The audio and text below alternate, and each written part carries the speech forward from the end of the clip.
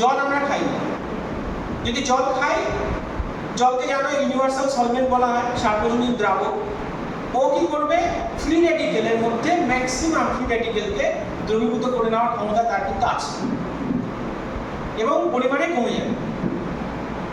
তারপরে আরেকটা রিসার্চ ওরা বার করবো, সেটা হচ্ছে আমরা যে মাইক্রো ওভেনে গরম করে খাই।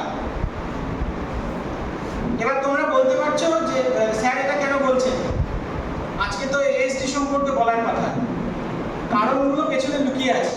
আমি কোর জায়গাটা একটু ধরানোর চেষ্টা করছি।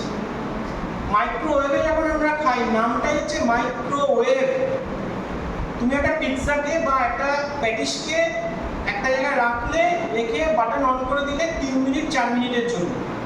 গরমটা কিন্তু নর্মাল গরম নয়, এটা কোনো একটা ওয়েভ জেনারেট হচ্ছে, হিট ওয়েভ, যেটা খাবারের ভেতরে দিয়ে যাচ্ছে, খাবারের জলের অণুগুলোকে ও কী করছে, হিট করাচ্ছে। করলে ওখানেও ফ্রি রেডিকেল তৈরি হচ্ছে। আর যে ফ্রি রেডিকেল তৈরি হচ্ছে, এবার তোমাকে দিয়ে দিল, তুমি সুন্দর খেয়ে নিলে, তুমি বুঝতেই পারলে না billions and billions of free radical তোমার শরীরে ঢুকে গেল। খাওয়ার কোনো অসুবিধা নেই, তোমরা জল খাচ্ছ না, তোমরা কি করছো, দাদা কত কোল্ড ড্রিঙ্কস দিন না। এখন তো কত কোল্ড ড্রিঙ্কস চলে এসছে, 10 টাকা 20 টাকায় পাওয়া যায়। তার নেচার আমরা কোনো চেক করি না, আমরা লেভেল দেখি না, কিছু দেখি না। তুমি কোল্ড ড্রিঙ্কসটা খেয়ে নিলে, তুমি জানোই না যে কত বাজে জিনিস তুমি খেয়ে নিলে। তাহলে এটা কিন্তু পথচলতি জিনিস, আমাদের দৈনন্দিন জিনিস। এবং এই থেকে এফেক্টগুলো কিন্তু কিসে তৈরি হচ্ছে, অ্যাওয়ারনেসের জায়গাটা নিয়ে এবার আসি। ছেলেদের ক্ষেত্রে স্পার্ম তৈরির পরিমাণ কমে গেছে, মেয়েদের ক্ষেত্রে ওভা তৈরির পরিমাণ কমে গেছে।